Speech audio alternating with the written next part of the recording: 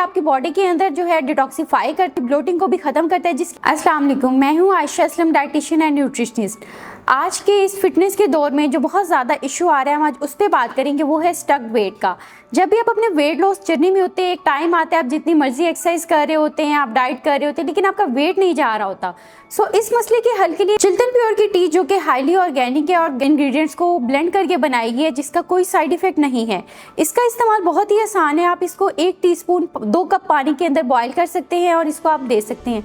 या तो आप इसको खाने के 2 घंटे बाद ले सकते हैं या खाने के 2 घंटे पहले ले सकते हैं, ताकि इसका इंटरेक्शन आपकी आयरन ऑब्जॉर्प्शन या बाकी इंग्रेडिएंट्स के साथ ना हो। ये आपकी बॉडी के अंदर जो है डिटॉक्सिफाई करता है और आपकी वाटर रिटेंशन को रिमूव करता है और आपकी ब्लोटिंग को भी खत्म करता है, जिसकी वजह से आपका वेट लॉस जर्नी बहुत आसान हो जाता है। आप आसानी से अपना वजन गिरना शुरू हो जाता है। मैं अपने पेशेंट को चिल्तन प्योर की फिट टी हाईली रिकमेंड करती हूँ। सो मैं आपको भी रिकमेंड करती हूँ, आप ये इस्तेमाल करें। शुक्रिया।